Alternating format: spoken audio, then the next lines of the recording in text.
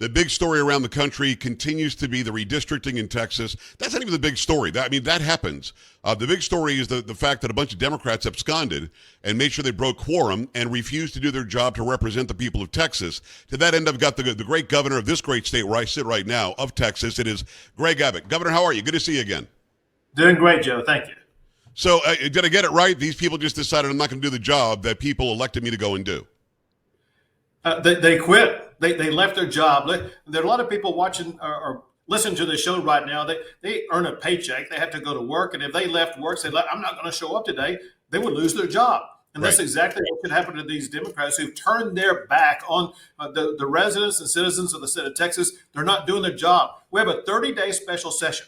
Every day matters. And very important issues such as addressing the floods down in the Kerrville area are not going to be addressed because Democrats have absconded, run off to Illinois, run off to New York, run off to other places like that. Because they're not showing up to do their job, Texans' lives are going to suffer. Just to explain it to those watching and listening, and we're across the nation, millions watching and listening, just to make sure that they understand. In Texas, you've got a regular session. After the regular session, if you couldn't get to everything, you can call a special session. This one is for 30 days. And in that special session, of course, you want aid, relief, and funding to do better next time, should there be another, God forbid, Kerrville. That's on hold now because these people decided to go to states that have clearly gerrymandered and redistricted, the red out of every state. They're all blue. They're in these places, got on private jets, something that I can't afford to do. They're hanging out, just having dinner with Pritzker and Hochul and everybody else, and they're just turning their back, as you said, on Texas. So let's start from, and again, I hope I explained that right about our special session, but let's start from why now? Why is this the right time to redistrict right now? The question is, why in the middle of a decade? So most people know that at the beginning of a decade, all states go through the redistricting process based upon what the new census shows. Since that redistricting process took place, two things have changed. One is the law, the other is the facts. The legal change was actually catalyzed by the Democrats. Democrats filed a lawsuit in 2022 that was decided last year, where courts decided that Texas is no longer required to have what are called coalition districts.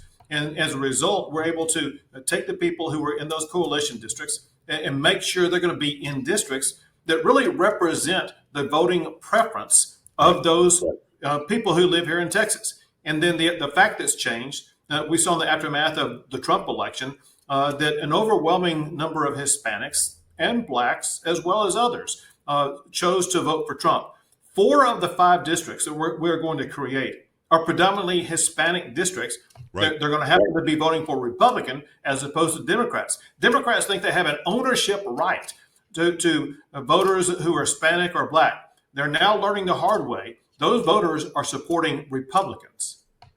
Almost every district on the border, you're so right, went red. And they went for Trump in massive numbers because people woke up and said, wait a second, that other party hasn't been representing me. So I want to make sure that we have it right because they're virtue signaling. They're lying about ethnocentricity. They're lying about ancestry. They're lying about race being involved.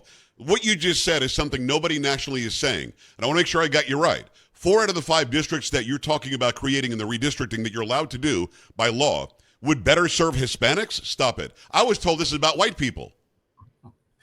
No, we're creating 4 new Hispanic-oriented districts. Wow. that are going to vote Republican. And Joe, something else that is going to happen in this process, and that is the consolidation of what is known as the Barbara Jordan district over in the Houston area. Right. It's a black woman who served there for a long time. They've been begging to protect her district, and that's exactly what we're doing. And so all these outcries, when Democrats have nothing else to say, they'll start saying you're a racist. And whenever they're saying that, that means they've already lost the argument because they have no meaningful substance to talk about other than to call people names. A couple of things that you may or may not have known. By the way, it's Governor Greg Abbott for those listening on the radio. We've got 16 stations just in Texas, but 170 that's listening across the great land. A couple of things you might not have known. One, there are 10 U.S. representatives right now, Governor, who are either black or Hispanic, who are representing 70% plus white districts, and you nor I would ever complain about that because we believe that you vote for who you want, and we believe in meritocracy. So you can't literally make it about race, knowing that these representative districts, obviously, if they got their way, should all be represented by white people. That neither you nor I are saying. So it's not really about race. What is it really about? What is their fear? That the House of Representatives won't go back to Democrats next year? That I don't think it's going to happen anyway. But is that what their fear is? That the majority will build even more? Yeah, there's all-out panic by the Democrats because they're realizing there's going to be 5 more Republicans in the United States Congress, and that's going to ensure that President Trump's agenda is going to get passed. And so the Democrats are panicking, grasping at straws, trying to do whatever they can to deny our ability to achieve this. But let me be clear about something. We're using every tool we can to make sure we are holding these Democrats who've fled and run now accountable. But know this 30-day special session, which we do expect to get finished, but if they don't come back and get the job done, I'm calling another special session, another special session, another special session. Smart. We will continue this effort. They're going to have to return at some point in time. And when they do, they're going to be arrested, taken to the Capitol, and forced to take their position and make a quorum. And we're going to get these maps passed, as well as take care of the other important business to help the flood victims, to cut property taxes, a full agenda that's going to make the state of Texas even better. Governor Greg Abbott joining us live right now from Austin. Let me talk to you about those who have already come back. A couple came back. I think you're 4 short now in the House. You need 100 in the House out of 150. You need 21 in the Senate. You've got 20 right now. Are you hearing from anybody? Are there negotiations going on? If you get 4 more, you can continue the legislation, and those who don't come back can all be facing, as I think you suggested and Ken Paxton suggested, possible bribery charges for taking the free flight somewhere for political reasons. So are you close to getting people back? Are there ongoing negotiations or not? I'll tell you 2 things. One is we have the Texas Department of Public Safety scouring the state of Texas to uncover whether or not there are any Democrats here. Second, we are hearing information from those who are out of state right now that their coalition is fracturing, and some of those people are likely to peel off and to come back to the state of Texas because they know in their heart, for one, they're doing the wrong thing, but they know that their constituents are going to hold this against them. Joe, I'm running ads right now in all the districts of all these Democrats who have fled the state of Texas, explaining to their voters why we're not able to provide flood relief, why we're not able to cut taxes, and it's because your local Democrat member of the Texas House of Representatives cut and ran to Illinois or New York or some other place. If I understand the quorum rule, Governor, correct me if I'm wrong, and it's Governor Greg Abbott joining us live right now. If I understand it correctly, quorum, that rule is in place just to make sure like 3 people can't show up to the House and vote legislation, and you've got to have at least 2/3 of the House there. This was never meant to allow people to leave and shirk their duties, was it?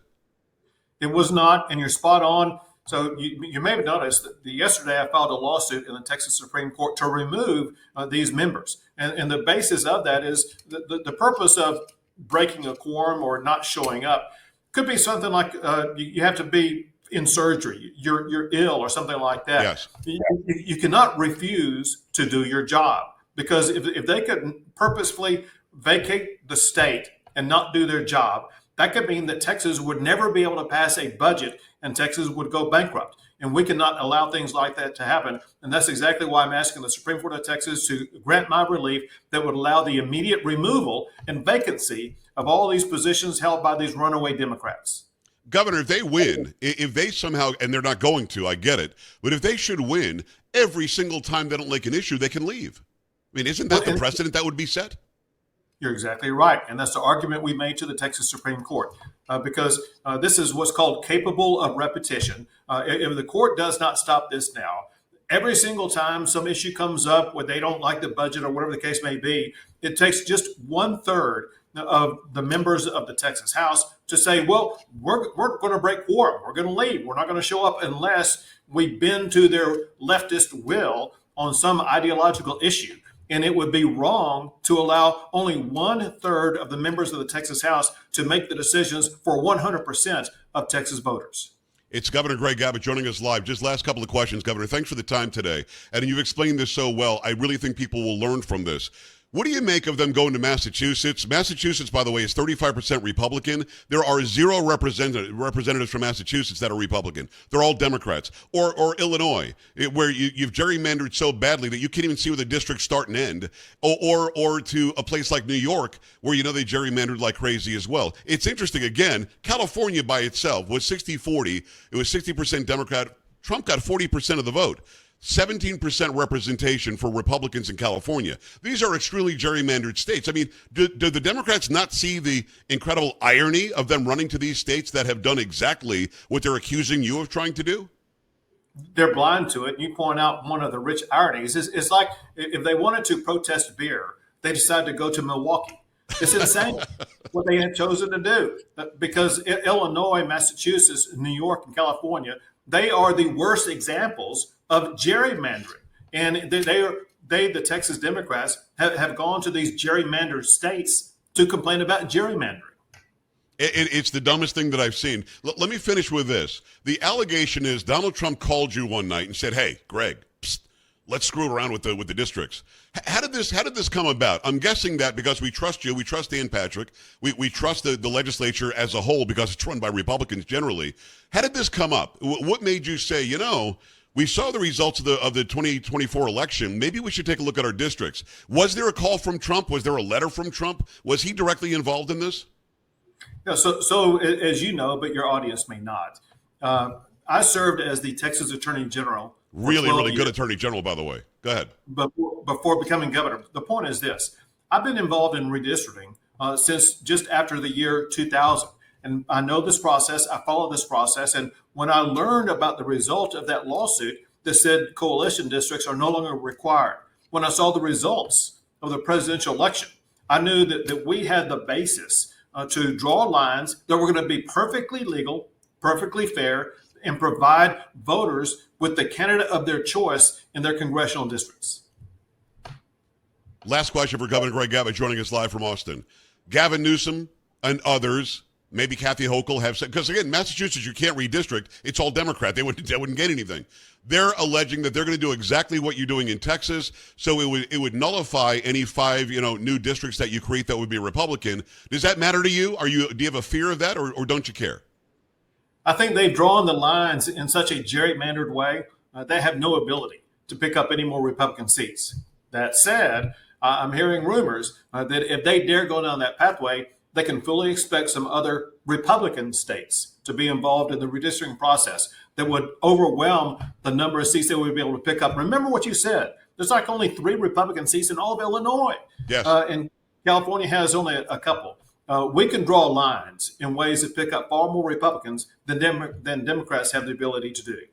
Amazing. Listen, I love the fact that you're making sure that you're taking a stand here. You're making sure that you're immovable on this. I like that Ken Paxton is involved. I like that if you stand firm and you say you're not going to push us around and you do what's right for the people of Texas, the people of Texas will continue voting the way that they're voting. We don't want people to have all sorts of control, higher taxes, higher regulations, progressive movements. Like in New York City, you got a guy who's a socialist or at least a democratic socialist, whatever that is. You're standing on law. You're standing on what's right for the representation.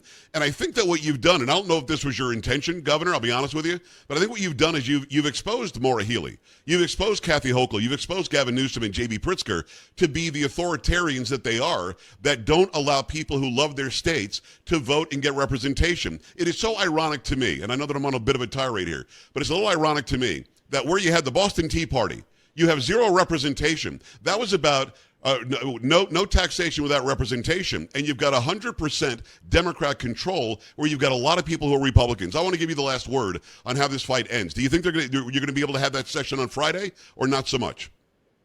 So I know we're going to have a session that will pass these maps. Whether it's this Friday or some other Friday, I can't tell you. But I can tell you for a fact, these maps are going to pass.